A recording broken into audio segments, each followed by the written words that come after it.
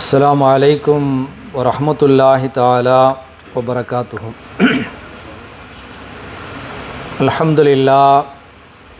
அல்ஹம்துலில்லாஹி நஹ்மதுஹு வ நஸ்தஈனுஹு வ நஸ்தக்ஃபிருஹு வ நு'மினு பிஹி வ நதவக்கலு அலைஹி வ நஊது பில்லாஹி மின் ஷுரூரி அன்ஃபுஸினா வ மின் ஸய்யிஆத்தி அமாலினா. من يهده الله فلا مضل له ومن يضلله فلا هادي له. أشهد أن لا إله إلا الله وحده لا شريك له وأشهد أن محمدا عبده ورسوله صلى الله عليه وسلم. أما بعد فقد قال الله تعالى في كلامه القديم والفرقان المجيد: أعوذ بالله من الشيطان الرجيم. بسم الله الرحمن الرحيم. إن الدين عند الله الإسلام. صدق الله العلي العظيم وصدق رسوله النبي الكريم ونحن على ذلك من الشاهدين والشاكرين والحمد لله رب العالمين. மரியாதைக்குரிய இஸ்லாமிய பெரியோர்களே, கண்ணியத்திற்குரிய எல்லாம் அல்ல அல்லாஹு ஜல்லஷானு வ தஆலாவின் நல்லடியார்களே, அன்பிற்கினிய தாய்மார்களே, சகோதரிகளே, பாசத்திற்குரிய மாணவ கண்மணிகளே, அல்லாஹ்வுடைய மாபெரும் கிருபையால் இந்த வெள்ளிக்கிழமை குளித்து தூய்மையான உடை அணிந்து அல்லாஹுவை இபாதத்து செய்வதற்காக வேண்டியும் தியானம் செய்வதற்காக வேண்டியும் இங்கே நாம் வருகை தந்திருக்கின்றோம். இந்த இபாதத்தும் அந்த தியானமும் வெறுமனே சடங்காக அமைந்துவிடக்கூடாது. அந்த தியானமும் இபாதத்தும் இறை சிந்தனையோடு அமைந்தது என்று சொன்னால் நம்முடைய எந்த உலகமும் மறு உலகமும் சிறப்பாக அமையும்.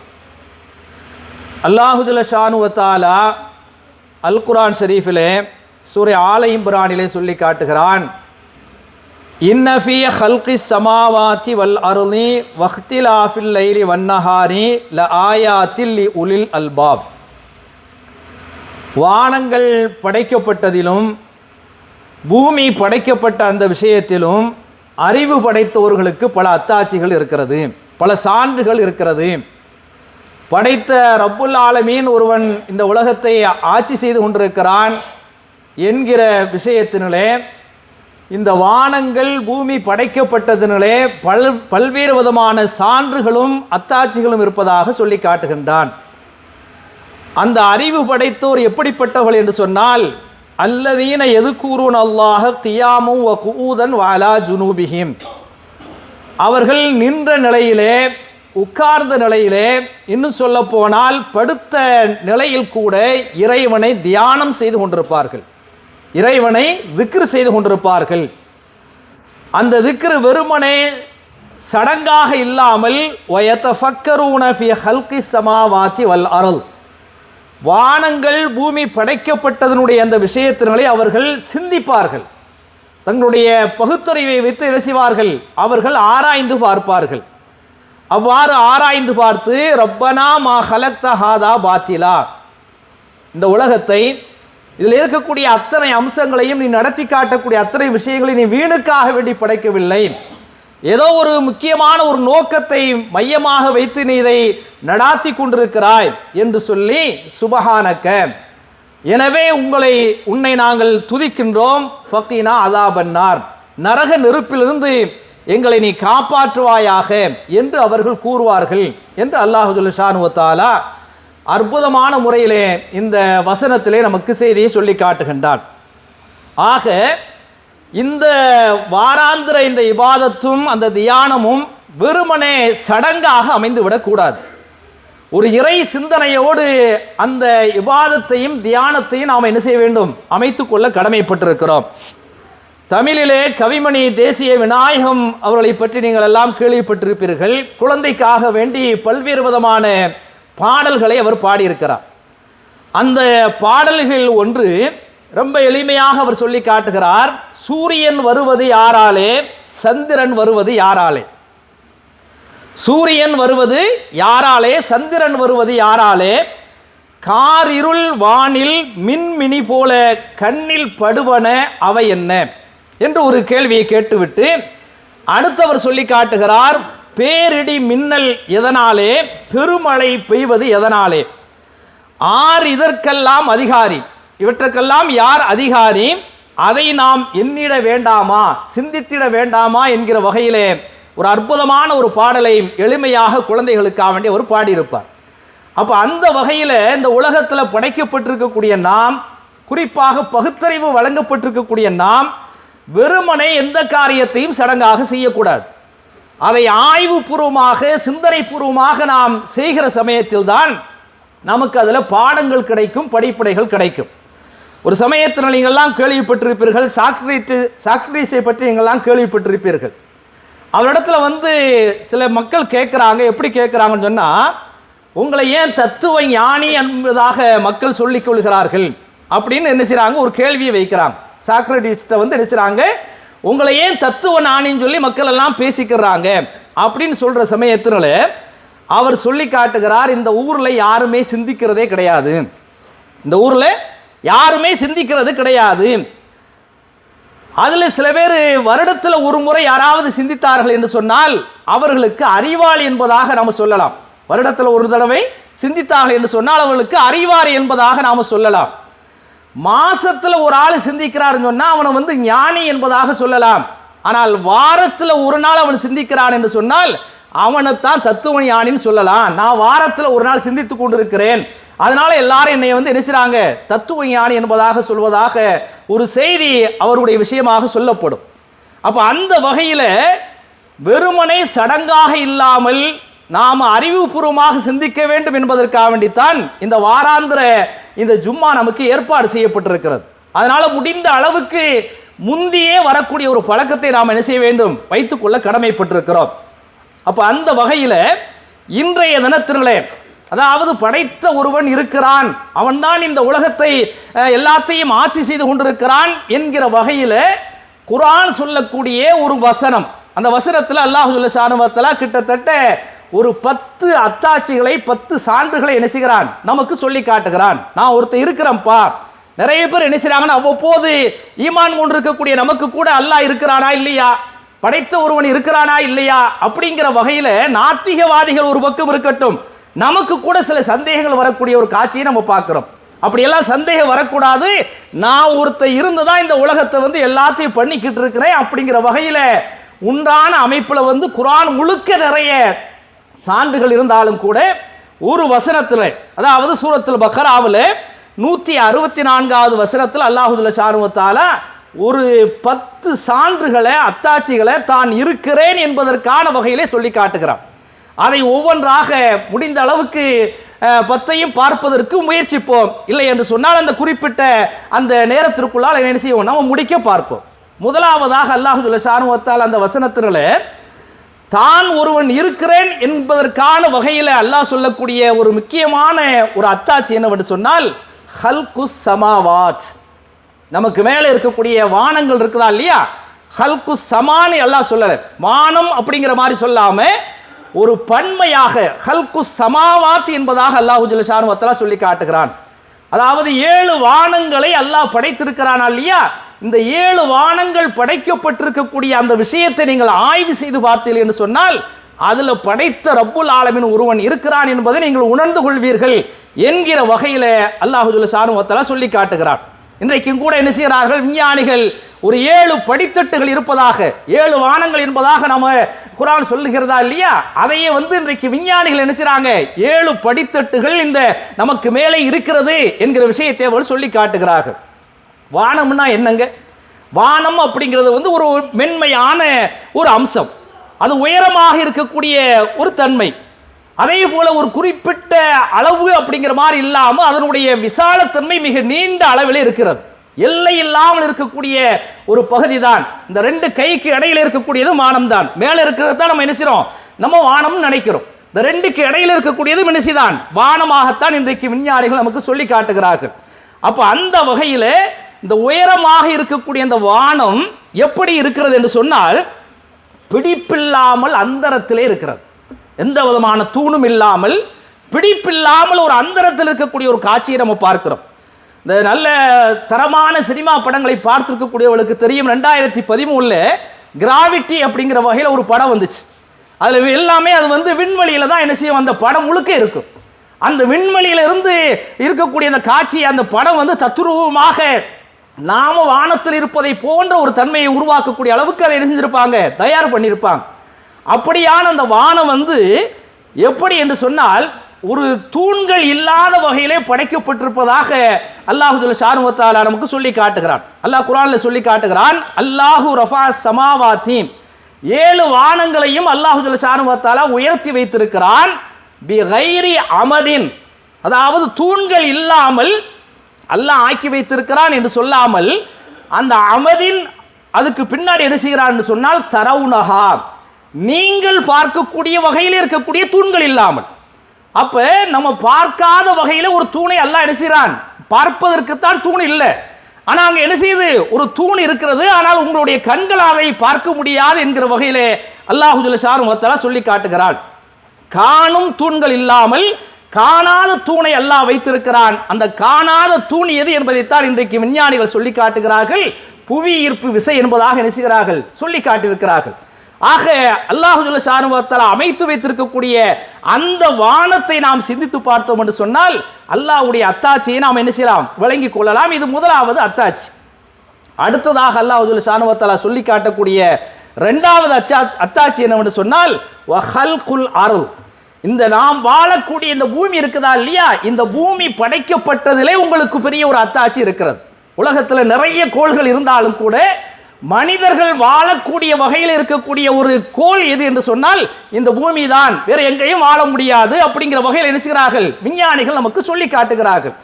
அப்ப இந்த பூமி எப்படிப்பட்டது, அது அடர்த்தியானது, இதே போல ரொம்ப தாழ்வானது, முட்டை வடிவமானது அப்படிங்கிற வகையில் என்ன செய்கிறார்கள் இன்றைக்கு விஞ்ஞானிகள் சொல்கிறார்கள். அதை குர்ஆனும் என்ன செய்கிறது, ஊர்ஜிதப்படுத்துகிறது. அந்த குர்ஆன் சொல்வதைத்தான் விஞ்ஞானிகள் என்ன செய்கிறார்கள், ஊர்ஜிதப்படுத்தக்கூடிய ஒரு காட்சியை நம்ம பார்க்கிறோம். இந்த பூமி அப்படின்னு சொன்னா வெறுமனே வெட்ட வெளியான ஒரு பூமி கிடையாது. இந்த பூமியில என்னவெல்லாம் இருக்கிறது, காடுகள் இருக்கிறது, மலைகள் இருக்கிறது, நதிகள் இருக்கிறது, இதே போல பயணங்களுக்கான பாதைகளை அல்லாஹ் ஜல்ல ஷானஹு வ தஆலா அமைத்து வைத்திருக்கிறான் என்கிற விஷயத்தை நாம் யோசித்து பார்க்க கடமைப்பட்டிருக்கிறோம். நாம் வாழக்கூடிய இந்த பூமியிலே இந்த மலைகளை ஏன் நான் நட்டு வைத்திருக்கிறேன் என்பதற்கான ஒரு அறிவியல் காரணத்தை அன்றைய 1400 ஆண்டுகளுக்கு முன்பதாகவே அல்லாஹ் ஜல்ல ஷானஹு வ தஆலா சொல்லி காட்டுகிறான். அதாவது 16-15 அல்லாஹ் ஜல்ல ஷானஹு வ தஆலா சொல்லி காட்டுகிறான், வ அல்காஃபில் அர்ல், இந்த பூமியில அல்லாஹு ஜல்ல ஷானஹு வ தஆலா அமைத்திருக்கிறான் ரவாசிய, மலைகளை அந்த பூமியினுடைய முளைகளாக அல்லாஹு ஜல்ல ஷானஹு வ தஆலா ஆக்கி வைத்திருக்கிறான். எதற்காக வேண்டி சொன்னால், அன் தமீத பிக்கும், அதோடு சேர்ந்து நீங்கள் அசையாமல் இருக்க வேண்டும் என்பதற்காக வேண்டி. ஒரு கட்டடத்தை கட்டினால் எவ்வாறு தூண் இருக்கிறதோ அதுபோல இந்த பூமிக்கான ஒரு தூண்களாக அசையாமல் இருப்பதற்காக வேண்டி அந்த தூண்களை அல்லாஹ் ஆக்கி வைத்திருக்கிறான். வன்ஹாரன், நதிகளை அல்லாஹு ஜல்ல ஷானஹு வ தஆலா அந்த பூமியிலே ஆக்கி வைத்திருக்கிறான். வசுபுலன், பல்வேறு விதமான பாதைகளை என்ன செய்கிறான் அல்லாஹ் இயற்கையாக அமைத்து வைத்திருக்கக்கூடிய பாதைகளும் இருக்கிறது. எங்கேயாவது மழை பெய்தது என்று சொன்னால் குறிப்பிட்ட அந்த பள்ளத்திலே, ஆறுகளிலே, நதிகளிலே போய் சேரக்கூடிய அளவுக்கு அல்லாஹ் ஜல்ல ஷானஹு வ தஆலா இயற்கையாக, மனிதன் செயற்கையாக அமைத்திருக்கக்கூடிய பாதைகள் அல்லாமல் இயற்கையாகவும் அல்லாஹ் ஜல்ல ஷானஹு வ தஆலா என்ன செய்கிறான் ஆக்கி வைத்திருக்கிறான். லஅல்லக்கும் தஹ்ததூன், நீங்கள் அந்த வழியை தெரிந்து கொள்ள வேண்டும் என்பதற்காக வேண்டி. இது அல்லாமல் அலாமாத்தின், இன்னும் சில அடையாள சின்னங்களையும் அல்லாஹ் ஜல்ல ஷானஹு வ தஆலா இந்த பூமியிலே வைத்திருக்கிறான். அந்த அடையாள சின்னங்கள் என்ன என்று சொன்னால், இந்த கடல்ல போற சமயத்தில் அந்த கப்பலில் இருக்கக்கூடிய மாலுமிகள், பயணிகள் எதை வைத்து அந்த திசையை அறிந்து கொள்கிறார்கள் என்று சொன்னால், ஒபின் நஜ்மிஹும் யஹ்ததூன், வானத்தில் இருக்கக்கூடிய நட்சத்திரம் இல்லையா, கோடிக்கணக்கான நட்சத்திரங்கள் இருக்கா இல்லையா, அந்த நட்சத்திரங்களின் மூலமாக அல்லாஹ் அந்த மனிதர்கள் அந்த பாதைகளை விளங்கி கொண்டுகிறார்கள் என்கிற வகையிலே அல்லாஹ் ஜல்ல ஷானஹு வ தஆலா நமக்கு சொல்லி காட்டுகிறார். ஆக இந்த பூமியை நாம் சிந்தித்து பார்க்கிற சமயத்தில் ஒரு பெரிய அதிசயங்களும் அற்புதங்களையும் நாம் நினைச்சுகிறோம், நம்ம பார்க்கிறோம். என்ன அற்புதம் என்று சொன்னால், ஒரு கால விஞ்ஞானம் இல்லாத, கண்டுபிடிக்கப்படாத ஒரு காலத்தில் என்ன நடந்தது என்று சொன்னால், இந்த பூமி தான் இந்த உலகத்தினுடைய மையப்பகுதி. அந்த பூமியை தான் சூரியன் வலம் வருவதாக ஒரு காலகட்டத்தில் சொல்லிக்கிட்டு இருந்தாங்க. பூமி வந்து மையப்பகுதி, சூரியன் என்ன செய்கிறது, அந்த பூமியை வலம் வருவதாக ஒரு காலகட்டத்தில் சொன்னாங்க. அடுத்ததாக சூரியன் தான் மையப்பகுதி, உலகத்தினுடைய மையப்பகுதி சூரியன், அந்த சூரியனைத்தான் இந்த பூமி என்ன செய்கிறது, வலம் வந்து கொண்டிருப்பதாக அடுத்த கட்டமாக சிந்தித்து பார்த்து ஆராய்ந்து பார்த்து என்ன செய்தார்கள், ஒரு செய்தியை சொன்னார்கள். ஆனால் இப்போது என்ன சொல்லி காட்டுகிறார் என்று சொன்னால், பூமி வந்து தன்னைத்தானே சுற்றி கொள்வதோடு, பூமி வந்து தன்னைத்தானே சுற்றி கொள்வதோடு சூரியனையும் சேர்த்து அது வலம் வருகிறது என்கிற விஷயத்தை, உண்மையான யதார்த்தமான ஒரு விஷயத்தை இன்றைக்கு என்ன செய்கிறார்கள், கண்டுபிடித்துக் சொல்லக்கூடிய ஒரு காட்சியை நம்ம பார்க்கிறோம். இதே போலத்தான் அந்த சூரியனுடைய நிலையம். சூரியன் என்று சொன்னால் நிறைய பேர் ஒரு சூரியன் தான் அப்படிங்கிற மாதிரி நினைச்சுக்கிட்டு இருக்கிறாங்க. அந்த சூரியனை போன்று பல சூரிய கோள்கள் என்ன செய்கிறது, இந்த உலகத்தில் இருக்கிறது. அந்த சூரியனுடைய நிலை என்னன்னு சொன்னால், அதுவும் தன்னைத்தானே சுற்றி கொள்வதோடு பூமி உள்ளிட்ட தன்னுடைய குடும்ப அந்த கோள்களை இழுத்து கொண்டு அது வலம் வந்து கொண்டிருக்கிறது, சுற்றி கொண்டிருக்கிறது என்கிற விஷயத்தை இன்றைக்கு விஞ்ஞானிகள் சொல்லக்கூடிய அந்த அம்சத்தை அல்லாஹ் குர்ஆனிலே சொல்லி காட்டுகிறான். குல்லுன் ஃபீ ஃபலகி யஸ்பஹூன், ஒவ்வொரு கோள்களும் அதனுடைய வட்டப்பாதையிலே அது சுழண்டு கொண்டிருக்கிறது என்பதாக அல்லாஹ் ஜல்ல ஷானஹு வ தஆலா சொல்லக்கூடிய அந்த விஷயத்தை இன்றைக்கு விஞ்ஞானிகள் சொல்லி கொண்டிருக்கக்கூடிய ஒரு காட்சியை நம்ம பார்க்கிறோம். இதில் ஒரு பெரிய அதிசயம் என்ன தெரியுமா, மாணவ கண்மணிகள்லாம் வந்திருக்கிறாங்க. அதாவது பூமி சுற்றி கொண்டிருக்கிறது, இன்ன வேகத்தில் சுற்றி கொண்டிருக்கிறது அப்படிங்கிற விஷயம் எல்லாருக்கும் தெரியும். இப்போ நம்ம பூமியில் தான் உட்கார்ந்துருக்கிறோம், பூமியில் இருக்கக்கூடிய ஒரு பள்ளிவாசலில் தான் உட்கார்ந்துருக்கிறோம். அந்த பூமி சுற்றி கொண்டிருக்கிறது, பூமி சுற்றினால் நாம் சுற்ற வேண்டுங்க, பூமி சுற்றினால் நாம் சுற்ற வேண்டும். ஆனால் பூமி சுற்றி கொண்டிருக்கிறது, நாம் சுற்றுவது கிடையாது. சாதாரண ஒரு பஸ்ஸில் இதில் போகிற சமயத்தில் அது அங்கங்கே ஆடுதுன்னு சொன்னால் சத்தங்கள் கேட்கும், தடுமாற்றங்கள் இருக்கும். எந்த விதமான தடுமாற்றங்களும் இல்லாமல் சுற்றுவதே தெரியாமல் எவ்வாறு பம்பரத்தை வேகமாக நாம் சுற்றினால் அந்த பம்பரம் சுற்றுவது நமக்கு தெரியாதோ, அது போன்ற வகையில் இந்த பூமி வேகமாக சுற்றி கொண்டிருக்கிறது. அந்த பூமியிலே நாம் உட்கார்ந்து கொண்டிருக்கிறோம். நாம் சுற்றாமல் இருக்கக்கூடிய ஒரு அற்புதமான ஒரு தன்மை அல்லாஹ் ஜல்ல ஷானஹு வ தஆலா வைத்திருக்கிறான். இது எத்தனாவது அத்தாட்சிங்க, ரெண்டாவது அத்தாட்சி. அடுத்து மூன்றாவதாக அல்லாஹ் ஜல்ல ஷானஹு வ தஆலா ஒரு அத்தாட்சியை சொல்லி காட்டுகிறான். வக்திலாஃபில் லைலி வன்னஹார், இந்த இரவு பகல் மாறி மாறி வருதா இல்லையா, இது ஒரு பெரிய ஒரு அத்தாட்சி என்பதாக அல்லாஹ் ஜல்ல ஷானஹு வ தஆலா சொல்லி காட்டுகிறான். நான் 5ஆம் கிளாஸ் தான் படித்தேன். எனக்கு தெரிஞ்ச அளவுக்கு என்ன செய்கிறேன், நான் சில விஷயங்களை சொல்கிறேன். அதாவது எனக்கு புரிஞ்ச வகையில் உங்களுக்கு புரிய வைக்கக்கூடிய அளவில் நான் சொல்கிறேன். என்னை விட மேம்பட்டவர்கள் என்ன செய்வாங்க, இந்த இரவு பகலை சிந்தித்தார்கள் என்று சொன்னால் அதை தாண்டி அவர்கள் என்ன செய்வார்கள், அதில் இருக்கக்கூடிய அதிசயங்களையும் அதில் இருக்கக்கூடிய மூஜிசாக்களையும் அற்புதங்களையும் என்ன செய்வார்கள், அவர்கள் சொல்லி காட்டுவார்கள்.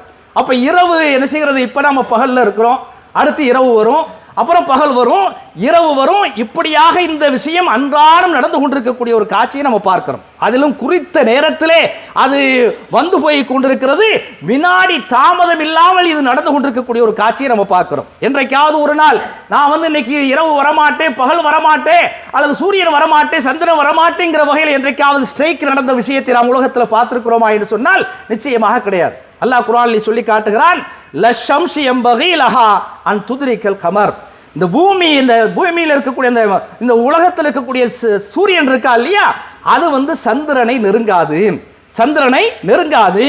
வலல்லைலு சாபிகுன் நஹார், இரவு பகலை முந்தாது. ஓ குல்லுன் ஃபீ ஃபலகி யஸ்பஹூன், அதனுடைய வேலைகளை அதனுடைய கோள்கள் செஞ்சு கொண்டே இருக்கிறது என்பதாக அல்லாஹ் ஜல்ல ஷானஹு வ தஆலா ரொம்ப அற்புதமான முறையில் நமக்கு சொல்லி காட்டுகிறான். இன்றைக்கு நாம் நாளையும் வருடத்தையும் நாம் கணக்கிடுகிறோம் என்று சொன்னால், இதை எதை வைத்து நாம் கணக்கிடுகிறோம் என்று சொன்னால், இந்த இரவு பகல் மாறி மாறி வரக்கூடிய அந்த தன்மையை வைத்துத்தான், இந்த பூமி சுழலக்கூடிய அந்த ஒரு தன்மையை வைத்துத்தான் நாம் என்ன செய்கிறோம், அந்த இரவு பகலை நாம் கண்டுபிடித்துக் கொள்கிறோம். பூமி தன்னைத்தானே சுற்றி கொள்வதற்கு 24 மணி நேரம் அது எடுக்கிறது. அதன் காரணமாக அதை ஒரு நாள் என்பதாக நாம் என்ன செய்கிறோம், சொல்லி காட்டுகிறோம். பூமியை சூரியனை சுற்றுவதற்கு 360 நாட்கள் எடுக்கின்ற காரணத்தினால் அதை நாம் என்ன செய்கிறோம், ஒரு வருடம் என்பதாக சொல்லி காட்டுகிறோம். இன்னும் சில அதிசயங்கள் எல்லாம் இருக்குதுங்க. சில நேரத்தில் பார்த்தீங்கன்னா இரவு நீளமாக இருக்கும், பகல் குறைவாக இருக்கும்.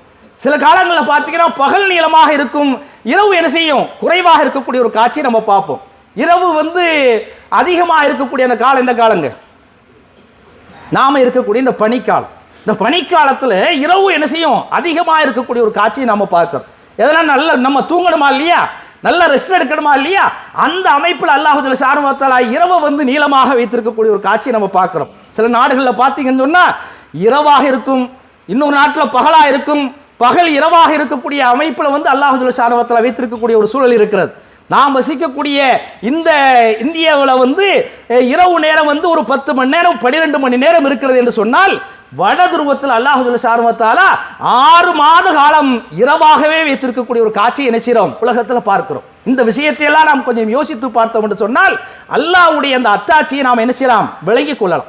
அடுத்ததாக அல்லாஹ் சொல்லக்கூடிய மிக முக்கியமான ஒரு அத்தாட்சி என்னவென்று சொன்னால், வபஸ்ஸ ஃபீஹா மின் குல்லி தாபா, அந்த பூமியில பல்வேறு விதமான உயிரினங்களை அல்லாஹ் ஜல்ல ஷானஹு வ தஆலா பரவலாக்கி வைத்திருக்கிறான். இந்த பூமியில அல்லாஹ் என்ன செஞ்சிருக்கிறான், வெறுமனே மனுஷங்களை மாத்திரம் அல்லாஹ் படைக்காமல் பல்வேறு விதமான கோடிக்கணக்கான உயிரினங்களை அல்லாஹ் பரவி வைத்திருக்கக்கூடிய ஒரு அதிசயத்தை அல்லாஹ் நினைக்கிறான், நிகழ்த்தி காட்டிக் கொண்டிருக்கிறான். பல்வேறு வடிவங்கள் இருக்கும், பல்வேறு நிறங்கள் என்ன செய்யும் இருக்கும், பல்வேறு விதமான குணங்கள் தன்மைகள் அந்த உயிரினங்களுக்கு இருக்கும். இதே போல அந்த உயிரினங்களுக்கு மூலமாக பல்வேறு விதமான பயன்பாடுகளையும் அல்லாஹ் என்ன செய்கிறான், வைத்திருக்கக்கூடிய ஒரு காட்சியை நம்ம பார்க்கிறோம். அளவுல சிறியதாக இருக்கக்கூடிய உயிரினங்கள் இருக்கிறது, அளவுல ஆகப்பெரிய அளவில் இருக்கக்கூடிய திமிங்கலம் போன்ற அமைப்பில் இருக்கக்கூடிய ஒரு உயிரினங்களும் என்ன செய்கிறது இருக்கிறது. முட்டையிட்டு குஞ்சு வரிக்கக்கூடிய அமைப்பில் அல்லாஹ் சில விஷயத்தை வைத்திருக்கிறான். இதே போல குட்டி போட்டு ஈனக்கூடிய வகையிலே சில உயிரினங்களை வைத்திருக்கக்கூடிய ஒரு காட்சியெல்லாம் நம்ம பார்க்கிறோம். இதையெல்லாம் ஒரு சுருக்கமாக அல்லாஹ் ஜல்ல ஷானஹு வ தஆலா சின்ன பிள்ளைக்கு பாடம் நடத்துற மாதிரி ஒரு குர்ஆனுடைய வசனத்தை அல்லாஹ் வைத்திருக்கிறான். அந்த வசனம் என்னவென்று சொன்னால், சூரத்து நூரில் அல்லாஹ் சொல்லி காட்டுகிறான், வல்லாஹு ஹலக குல்ல தாபத்தி மிம்மா, இந்த உலகத்தில் படைக்கப்பட்டிருக்கக்கூடிய மனுஷர் மாத்திரம் கிடையாதுங்க, அத்தனை பொருட்களுடைய மூலமுமே தண்ணீரிலிருந்து தான் அல்லாஹ் படைத்திருக்கிறான். எல்லா உயிரினங்களையும் தண்ணீரிலிருந்து தான் அல்லாஹ் என்ன செய்கிறான், படைத்திருக்கிறான்.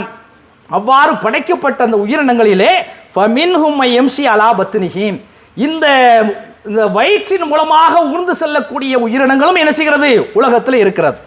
வமின்ஹும் யம்ஷி அலா ரிஜ்லைன், 2 கால்களின் மூலமாக நடந்து போகக்கூடிய உயிரினங்கள் என்ன செய்கிறது, உலகத்தில் இருக்கிறது. وَمِنْهُمْ مَنْ يَمْشِي عَلَى أَرْبَعٍ, 4 கால்களால் நடந்து செல்லக்கூடிய வகையிலும் அல்லாஹ் என்ன செய்திருக்கிறான், உலகத்தில் வந்து படைப்பிடங்களை வைத்திருக்கிறான்.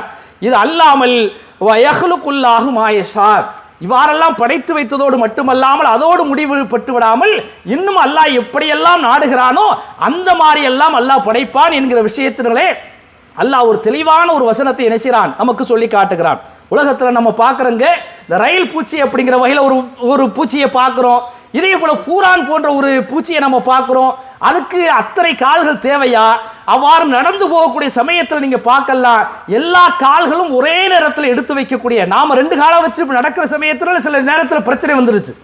ஆனால் அந்த 8 கால் பூச்சி அப்படிங்கிற வகையில், ரயில் பூச்சி அப்படிங்கிற வகையில் நிறைய கால்களை எல்லாம் கொடுத்திருக்கிறார். ஆனால் அந்த கால்களை வைத்து ஒரே நேரத்தில் எல்லா கால்களும் செயல்படக்கூடிய வகையில் எல்லாம் வைத்திருக்கக்கூடிய இந்த விஷயம் இருக்குதா இல்லையா, இது அல்லாஹ் செய்திருக்கக்கூடிய ஒரு மிகப்பெரிய ஒரு அத்தாட்சியாக என்ன செய்கிறது இருக்கிறது. இது அல்லாமல் இன்னும் மிக முக்கியமான இன்றைய தற்கால நேரத்தில் உள்ள ஒரு அற்புதமான ஒரு அத்தாட்சியும் அல்லாஹ் சொல்லி காட்டியிருக்கிறான். அதை அடுத்த அமர்வுல என்ன செய்வோம், நம்ம பார்ப்போம்.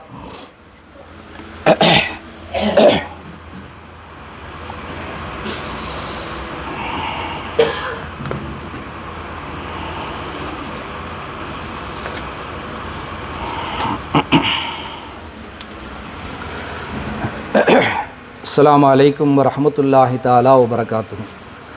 மரியாதைக்குரிய இஸ்லாமிய பெரியோர்களே, கண்ணியத்திற்குரிய எல்லாமல்ல அல்லாஹு ஜல்ல ஷானஹு வ தஆலாவின் நல்லடியார்களே, அன்பிற்கினிய தாய்மார்களே, சகோதரிகளே, மாணவ கண்மணிகளே, படைத்த ரப்புல் ஆலமீன் ஒருவன் இந்த உலகத்தை ஆட்சி செய்து கொண்டிருக்கிறான் என்கிற வகையிலே குர்ஆனிலே உள்ள ஒரு 10 அத்தாட்சிகள் கொண்ட ஒரு வசனத்தினுடைய பின்னணியிலே சில செய்திகளை நாம் பார்த்து வருகிறோம். அந்த வகையிலே ஒரு 6வது படிப்பினையாக உள்ள ஒரு அம்சம் என்னவென்று சொன்னால், அந்த வசனத்தில் அல்லாஹ் சொல்லி காட்டுகிறான், வத்தஸ்ரீஃபிர் ரியாஹ், அதாவது இந்த மாறி மாறி வீசக்கூடிய பல்வேறு விதமான காற்றுகளிலும் அல்லாஹ் ஜல்ல ஷானஹு வ தஆலா ஒரு மிகப்பெரிய அத்தாட்சி அல்லாஹ் வைத்திருக்கிறான். இந்த இடத்துல அல்லாஹ் தஸ்ரீஃபிர் ரீஹ் என்று ஒருமையில் சொல்லாமல், அதாவது காற்று மாறி மாறி வரக்கூடிய காற்று அப்படிங்கிற வகையில் ஒருமையில் சொல்லாமல், தஸ்ரீஃபிர் ரியாஹ், அந்த ரீஹ்ன்னு சொன்னால் ஒருமை, அதனுடைய பன்மை வார்த்தையாக இருக்கக்கூடிய ரியாஹ், காற்றுகள் என்கிற வகையில் அல்லாஹ் சொல்லி காட்டிருக்கிறான் இல்லையா. இது கவனிக்கப்பட வேண்டிய ஒரு அம்சமாக இருக்கிறது. நாம் சுவாசிக்கக்கூடிய அந்த காற்று ஒரு காற்று கிடையாது, அது பல்வேறு விதமான தன்மைகள் கொண்ட காற்றுகள் இந்த உலகத்தில் இருக்கிறது என்கிற விஷயத்தை அல்லாஹ் சொல்லி காட்டுகின்றான். அந்த காற்றை பற்றி நாம் பள்ளிக்கூடத்தில் நம்ம படிச்சிருப்போம். தெற்கு காற்று, இதே போல் வடக்கு காற்று, மேற்கு காற்று, கிழக்கு காற்று, இது அல்லாமல் தென்மேற்கு பருவக்காற்று அப்படிங்கிற வகையில் இருக்கக்கூடிய ஒரு காட்சியெல்லாம் நம்ம பார்க்கிறோம். சில சமயத்தில் நீங்கள் பார்த்தீங்கன்னா அந்த காற்று என்ன செய்யும், குளிர்ந்து நம்மின் மீது படும். அதை நாம் என்ன செய்கிறோம், பனிக்காற்று என்பதாக நாம் சொல்லுகிறோம். சில சமயத்தில் நீங்கள் பார்த்தீங்கன்னு சொன்னால் அந்த காற்று வெப்பமாக வரும். அந்த காற்றை அனல் காற்று என்பதாக நாம் என்ன செய்கிறோம், சொல்லி காட்டுகின்றோம்.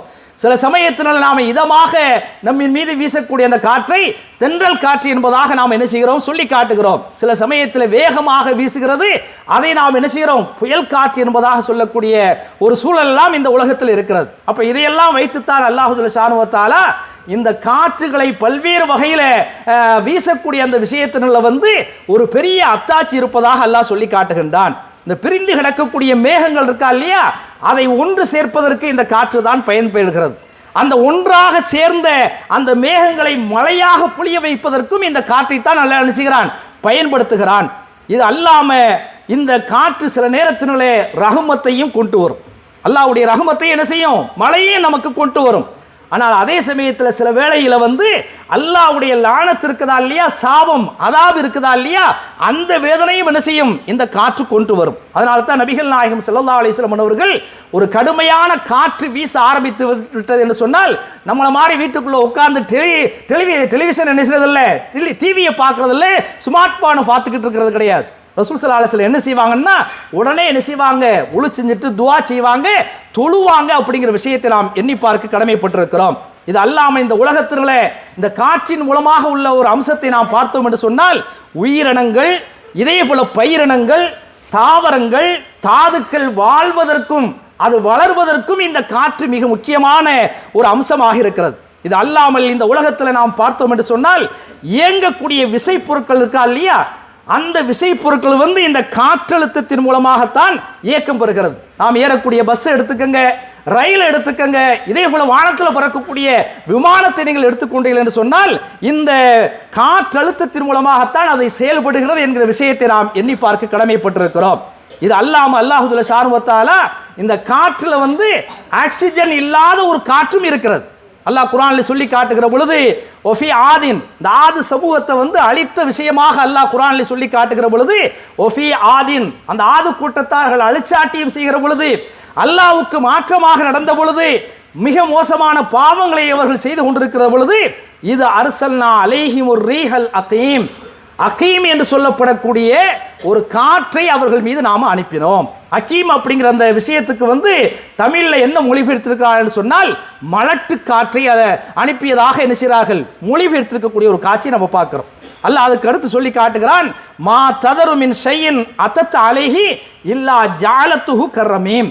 அதாவது அந்த காற்று, அந்த மலட்டு காற்று அந்த ஆது சமூகத்தின் மீது இறக்கின சமயத்தினாலே எந்தெந்த பொருளின் மீதெல்லாம் பட்டதோ அந்த பொருட்கள் மக்கி போனது, ஒன்றுமில்லாமல் கருகி மக்கி போனது என்பதாக அல்லாஹ் சுப்ஹானஹு வ தஆலா சொல்லி காட்டுகின்றான். அந்த காற்று எப்படி அழிவு உண்டாகுன்னு சொல்ற சமயத்தினால மலட்டு காற்றுன்னு சொல்றானா இல்லையா, மலட்டு காற்றுக்கு என்ன அர்த்தம் விளக்கம் என்று நாம் யோசித்து பார்க்கிற பொழுது, பொதுவாக இந்த காற்று நமக்கு பயன்பட வேண்டும் என்று சொன்னால், காற்று நமக்கு பயன்பட வேண்டும் என்று சொன்னால் அதில் ஆக்சிஜன் இருக்க வேண்டும். அந்த ஆக்சிஜனை எடுத்துட்டோன்னு சொன்னால் அது இருந்தும் இல்லாதது போல, அது இருந்தும் இல்லாதது போல. இன்றைக்கு நவீன உலகில் சில வெடிகுண்டுகள்லாம் கண்டுபிடிக்கிறாங்க, நிறைய வெடிகுண்டுகள்லாம் என்ன செய்கிறாங்க, கண்டுபிடிக்கிறாங்க.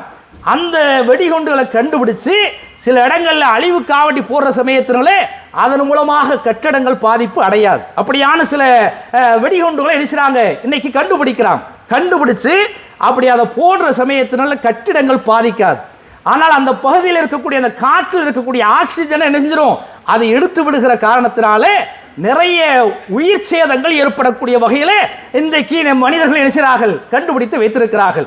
இப்படியான வகையில் நாம் சிந்தித்து பார்க்கிற பொழுது, சமீபத்தில் இந்த அமெரிக்காவில் ஏற்பட்டிருக்கக்கூடிய, கலிஃபோர்னியாவில் லாஸ் ஏஞ்சலில் ஏற்பட்டிருக்கக்கூடிய இந்த விஷயத்தை நாம் பார்க்கிற பொழுது, இந்த காற்றின் மூலமாக, இந்த மலட்டு காற்றின் மூலமாக அதை வறண்ட காற்று என்பதாகத்தான் இன்றைக்கு நினைக்கிறார்கள், பத்திரிகைகளை போடுகிறார்கள், மீடியாக்களிலே போடுகிறார்கள். அப்போ அந்த அழிவை நம்ம பார்த்துக்கிட்டு இருக்கிறோம். 10 நாட்களாக அதை அடைக்க முடியவில்லை. உலகத்தினுடைய மிகப்பெரிய வல்லரசு நாடாக இருக்கிறது.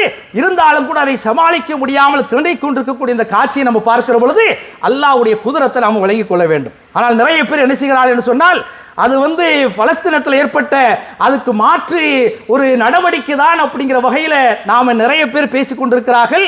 இந்த மீடியாக்களில் கூட நம்ம என்ன பார்க்கிறோம் என்று சொன்னால், அவர்கள் உலக நாடுகளில் பல்வேறு உலக நாடுகளில் அமெரிக்கா தன்னுடைய ஆயுதத்தின் மூலமாகவும் வெடிகுண்டுகளின் மூலமாகவும் நிறைய சேதங்களை உண்டு பண்ணாங்களா இல்லையா, அதனுடைய விசைத்தன்மை தான் இன்றைக்கு அந்த அமெரிக்காவை அழித்துக் கொண்டிருக்கிறது என்பதாக முஸ்லிம்கள் மாத்திரமல்ல மற்ற சாதாரண நடுநிலைவாசிகள் கூட சொல்லி காட்டுகிறார்கள். ஆனால் அந்த அளவுக்கு நாம் போக வேண்டிய அவசியம் இல்லை. ஏனென்று சொன்னால் அந்த விஷயத்தில் நிறைய பெண்கள் பாதிக்கப்பட்டிருக்கிறார்கள், நிறைய குழந்தைகள் பாதிக்கப்பட்டிருக்கிறார்கள், நிறைய உயிர் சேதங்கள் பொருட்சேதங்கள் எல்லாம் ஏற்பட்டிருக்கின்ற காரணத்தினாலே அந்த வகையில் நாம் சிந்திக்க வேண்டிய அவசியம் இல்லை. அதற்காக வேண்டித்தான் இதை அமைத்திருக்கிறான் அப்படிங்கிற மாதிரி நாம் சிந்தித்தோம் என்று சொன்னால் நிறைய விஷயங்களை நாம் சொல்ல வேண்டியது வரும். உதாரணமாக நேபாளத்தை நாம் எடுத்துக்கொண்டோம் என்று சொன்னால், அந்த நேபாளம் இந்து நாடு, சமீபத்தில் நிலநடுக்கம் ஏற்பட்டது. இதே போல அமெரிக்காவில் இது என்ன செய்கிறது, தீ விபத்து ஏற்பட்டிருக்கிறது. இதே போல சவுதி அரேபியாவில் மக்காவில் என்ன செஞ்சிருக்கிறது, ஒரு மிகப்பெரிய வெள்ளப்புரளையும் ஏற்பட்டிருக்கிறது. இதையெல்லாம் காரணமாக வைத்துக்கொண்டு நாம் அவ்வாறு பேசக்கூடாது. மாறாக நாம் என்ன நினைக்க வேண்டும் என்று சொன்னால், நமக்கு மேல ஒரு பெரிய ஒரு சக்தி இருக்கிறது. அந்த சக்திக்கு முன்னாடி நாம சாதாரண ஒரு ஆட்கள் தான். எனவே ஆணவம் கொள்ளக்கூடாது, அகம்பாவம் கொள்ளக்கூடாது. நம்மிடத்தில் ஆயுதம் இருக்கிறது, இதே போல எல்லா விதமான பராக்கிரம் இருக்கிறது என்கிற வகையில உலக நாட்டை அடிமைப்படுத்தக்கூடாது. அப்படிங்கிற வகையில நாம சிந்தித்து பார்த்து இந்த தீ விபத்தின் மூலமாக பெறக்கூடிய அந்த படிப்பனைகளை நாம பெற்று ஒரு நல்ல மக்களாக ஆகுவதற்கு எல்லாம் அல்லாஹ் ஜல்ல ஷானஹு வ தஆலா அருள் புரிவானாக. வாஹிர் தாவானா அல்ஹம்துலில்லாஹி ரப்பில் ஆலமீன். அஸ்ஸலாமு அலைக்கும் வரஹ்மத்துல்லாஹி தஆலா வபரகாத்துஹு.